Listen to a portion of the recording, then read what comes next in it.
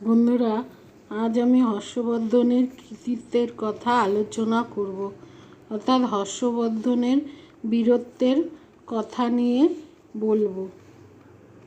তাহলে আলোচনা শুরু করার আগে বলে রাখি যে তোমরা চ্যানেলটা সাবস্ক্রাইব করো, ভালো লাগলে লাইক, শেয়ার, কমেন্ট করো।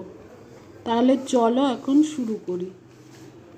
পূর্ব পাঞ্জাবের থানেশ্বর অঞ্চলের পুষ্যভূতি নামে এক ব্যক্তি একটি রাজ্য স্থাপন করে। এই বংশের রাজাদের নামের শেষে বর্ধন শব্দটি যুক্ত করে একটি বৈশিষ্ট্য স্থাপন করা হয়। পুষ্যভূতি বংশের প্রভাকর বর্ধন ছিলেন খুবই প্রতাপশালী রাজা। হুন আক্রমণের বিরুদ্ধে তিনি বীরত্বের সঙ্গে পাঞ্জাব রাজ্য রক্ষা করে খুব খ্যাতি ও ক্ষমতা পান। প্রভাকর বর্ধনের পুত্র ছিলেন রাজ্যবর্ধন ও হর্ষবর্ধন এবং কন্যা রাজ্যশ্রী। প্রভাকরের মৃত্যুর পর থানেশ্বরের সিংহাসনে তার জ্যেষ্ঠ পুত্র রাজ্যবর্ধন বসেন। মালব গৌড় শক্তি জোট থানেশ্বরে রাজনৈতিক পরিবর্তনের সুযোগ নেয়। তারা বুঝতে পারে যে নতুন রাজা রাজ্যবর্ধন মিত্র কনৌজের গ্রহবর্মণকে খুব তৎপরতার সঙ্গে সাহায্য করতে সক্ষম হবেন না। এই সুযোগে দেবগুপ্ত ও শশাঙ্ক কনৌজ আক্রমণ করে গ্রহবর্মণকে নিহত করেন এবং রাজ্যশ্রীকে বন্দী করে ফেলেন। রাজ্যবর্ধন কনৌজের শত্রুপক্ষের আক্রমণ ও জয়লাভের সংবাদ পেয়ে সেনাদল নিয়ে কনৌজের দিকে ছুটে যান। পরে তিনি মালবরাজ দেবগুপ্তকে পরাস্ত করেন, কিন্তু শশাঙ্ক রাজ্যবর্ধনকে নিহত করেন। শশাঙ্ক রাজ্যবর্ধনকে ন্যায্য যুদ্ধে অথবা চক্রান্ত করে নিহত করেন। এ নিয়ে ঐতিহাসিকদের মধ্যে মতভেদ আছে। শশাঙ্কের হাতে রাজ্যবর্ধনের মৃত্যু হলে থানেশ্বরের সিংহাসনে রাজ্যবর্ধনের কনিষ্ঠ ভ্রাতা হর্ষবর্ধন 606 খ্রিস্টাব্দে বসেন।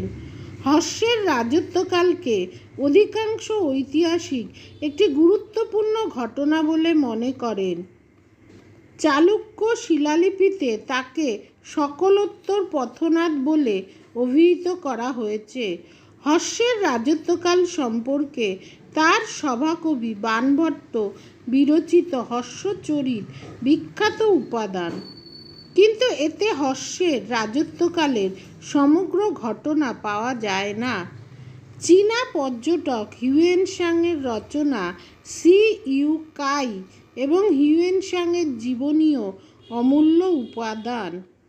হর্ষের রাজত্বকালে খোদিত কয়েকটি শিলালিপিও গুরুত্বপূর্ণ। এগুলির মধ্যে 1 বাঁশখেরা তাম্রপট্ট, 2 নালন্দা শিল, 3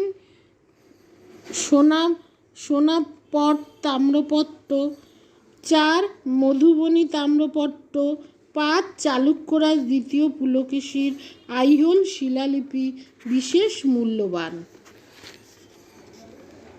ডক্টর ত্রিপাঠী হিউয়েনসাংয়ের দেয়া বিবরণের উপর নির্ভর করে বলেছেন যে হর্ষ তার জ্যেষ্ঠ ভ্রাতার মৃত্যুর পর থানেশ্বরের সিংহাসনে বসেন। ইতিমধ্যে গ্রহবর্মণের মৃত্যুর ফলে কনৌজের সিংহাসন খালি হয়েছিল। পৌনি অথবা ডান্ডি বা বাণী নামে এক অমাত্যের নেতৃত্বে কনৌজের অমাত্যরা কনৌজের খালি সিংহাসন গ্রহণ করার জন্য হর্ষকে অনুরোধ জানালে তিনি মৌখরী সিংহাসনও নিজ পৈতৃক সিংহাসনের সঙ্গে যুক্ত করেন।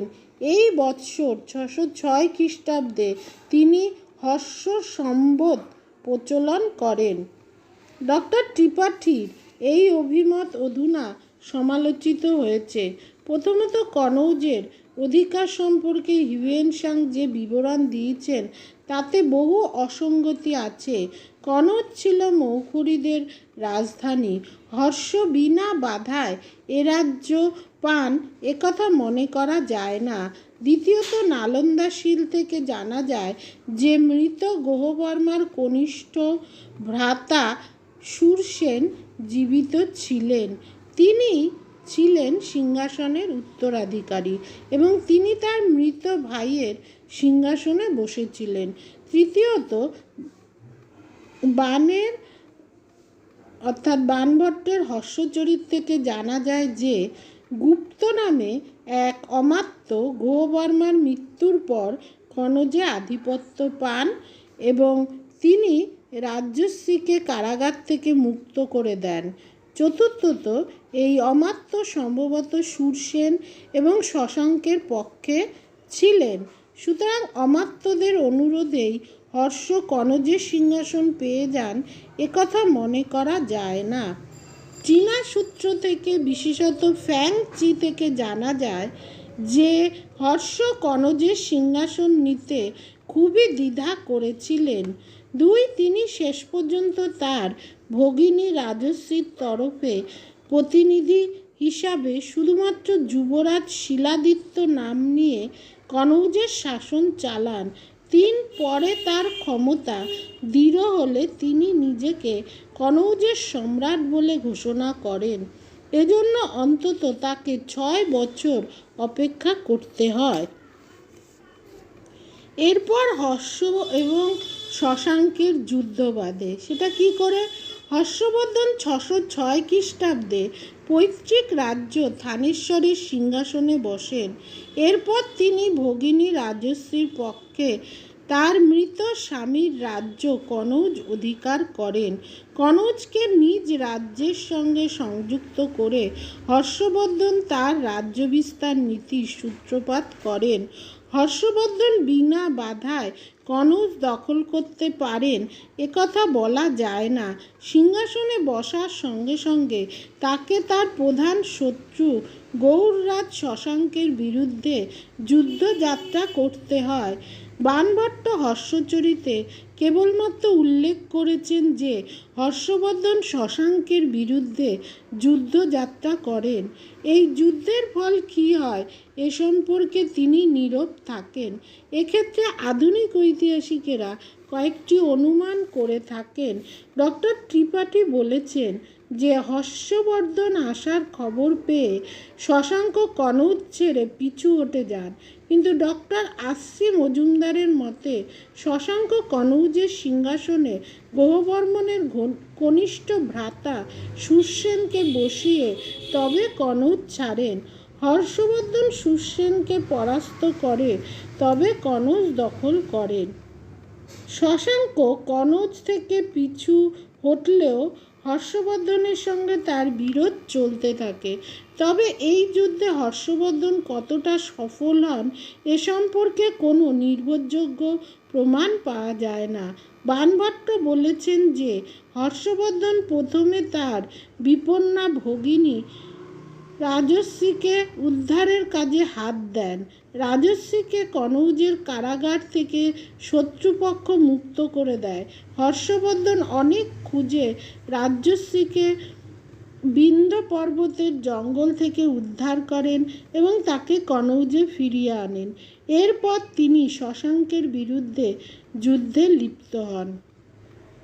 আর্য মঞ্জুশ্রী মূলকল্প নামে বৌদ্ধ গ্রন্থের বিবরণ থেকে জানা যায় যে শশাঙ্কের রাজধানী কর্ণসুবর্ণ দখল করে হর্ষবর্ধন শশাঙ্ককে তার রাজ্যের বাইরে যেতে নিষেধ করেন। Doctor R C. মজুমদার আর্য মঞ্জুশ্রী মূলকল্পের বিবরণ নির্ভরযোগ্য নয় বলে মনে করেন, কারণ এটি মধ্যযুগের রচনা। হর্ষবর্ধনের বহু পরে এই গ্রন্থ লিখিত হয়। তাছাড়া বৌদ্ধ গ্রন্থগুলিতে শশাঙ্ক সম্পর্কে বিরূপ মন্তব্য প্রায় করা হয়ে থাকে। শশাঙ্কের শিলালিপিগুলি থেকে দেখা যায় যে তিনি গৌড়ে পূর্ণ গৌরবে অন্তত 619 খ্রিস্টাব্দ পর্যন্ত, এমনকি তার পরেও রাজত্ব করেন। সুতরাং ডক্টর মজুমদারের মতে স্থায়ী ফলের দিক থেকে শশাঙ্কের বিরুদ্ধে হর্ষবর্ধনের অভিযান নিষ্ফলা ছিল বলা যায়। ডক্টর আর.জি. বসাক প্রভৃতি পণ্ডিতের মতে শশাঙ্কের রাজত্বের শেষ দিকে হর্ষবর্ধন এবং কামরূপ রাজ ভাস্কর বর্মন তার রাজ্য অধিকার করেন। বাণভট্ট বলেছেন যে ভাস্কর বর্মন শশাঙ্কের বিরুদ্ধে হর্ষের মিত্রতা প্রার্থনা করেন, কিন্তু উভয়ের শত্রু ছিল শশাঙ্ক। সুতরাং বন্ধুত্ব বা মিত্রতা স্থাপন করতে দেরি হয়নি। 619 থেকে 629 খ্রিস্টাব্দের মধ্যে তাদের হাতে শশাঙ্ক পরাস্ত হন। এই কারণে 629 খ্রিস্টাব্দে মেদিনীপুর লিপিতে শশাঙ্ক মহারাজা ধীরাজ উপাধি ত্যাগ করতে বাধ্য হন। এই সময়ের শশাঙ্কের স্বর্ণমুদ্রাগুলো নিম্নমানের। গঞ্জামের উপর এই সময় শশাঙ্কের অধিকার সম্ভবত আর বহাল ছিল না। 637 খ্রিস্টাব্দে শশাঙ্কের মৃত্যু হয়। ডক্টর মজুমদারের উপরের মতের তীব্র বিরোধিতা করে বলেছেন যে শশাঙ্ক 619 খ্রিস্টাব্দ পর্যন্ত গঞ্জামে পূর্ণ অধিকার বহাল রেখেছিলেন। এটা গঞ্জাম লিপি থেকে দেখা যায়। 637 খ্রিস্টাব্দে হিউয়েন সাং যখন বোধগয়ায় আসেন তখন তিনি জানতে পারেন যে সম্প্রতি শশাঙ্ক গয়ার বোধিবৃক্ষ ছেদন করেছেন। যাই হোক, একথা হয় বলা চলে যে 619 খ্রিস্টাব্দের পর থেকে শশাঙ্কের ক্ষমতা কমতে থাকে। পূর্বে ভাস্কর বর্মন, পশ্চিমে হর্ষবর্ধনের চাপে তিনি দুর্বল হয়ে পড়েন। চীনা লেখক মা তোয়ান লিনের রচনা থেকে জানা যায় যে শশাঙ্কের মৃত্যুর পর 641 খ্রিস্টাব্দে হর্ষ মগধ অধিকার করেন।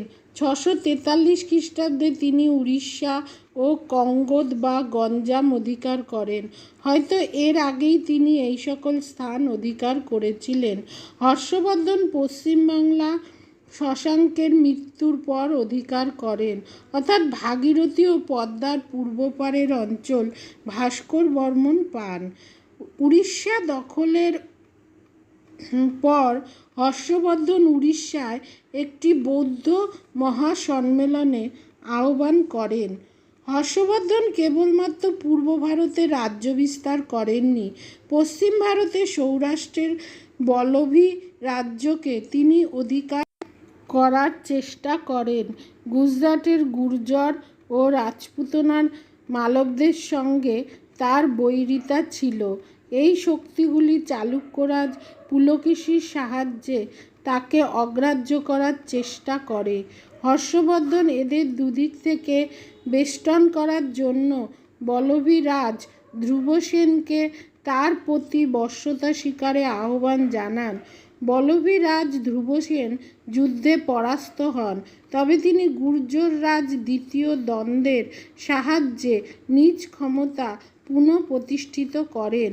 হর্ষবর্ধনের সঙ্গে বিবাদ অনুচিত ভেবে তিনি হর্ষবর্ধনের কন্যাকে বিবাহ করে মিত্রতা স্থাপন করেন। প্রয়াগের দানমেলায় ধ্রুবসেন হর্ষবর্ধনের সামন্ত রাজা হিসাবে যোগ দেন। ডক্টর মজুমদারের মতে বল্লভী হর্ষবর্ধনের বশ্যতা কখনো স্বীকার করেনি।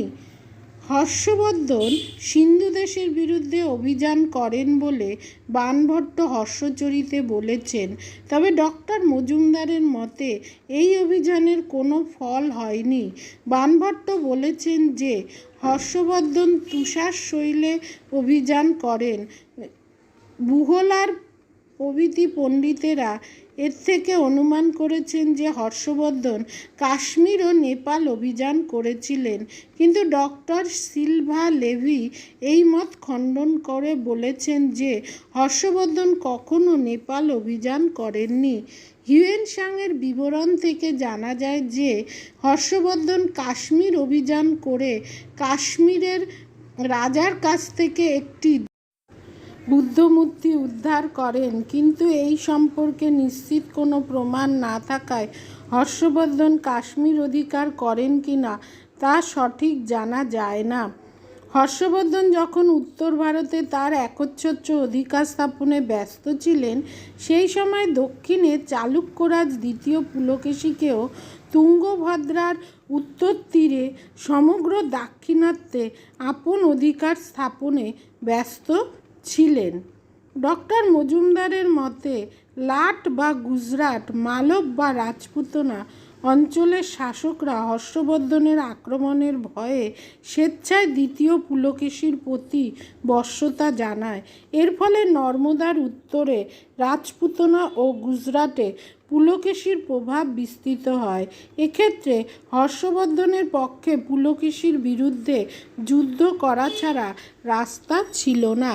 এছাড়া শশাঙ্কের মৃত্যুর পর গঞ্জাম পর্যন্ত হর্ষবর্ধনের রাজ্য বিস্তৃত হলেও হর্ষবর্ধনের রাজ্য সীমা পুলকেশীর সীমান্তকে স্পর্শ করে। বানভট্টের মতে হর্ষবর্ধন পঞ্চ ভারত থেকে সেনা সংগ্রহ করে নিজে পুলকেশীর বিরুদ্ধে যুদ্ধে এগিয়ে যান।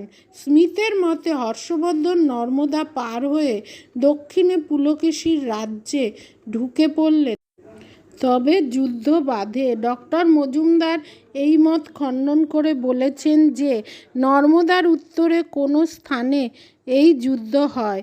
এই যুদ্ধে দক্ষিণী বল্লমধারী সেনারা হর্ষবর্ধনকে শোচনীয়ভাবে পরাস্ত করে।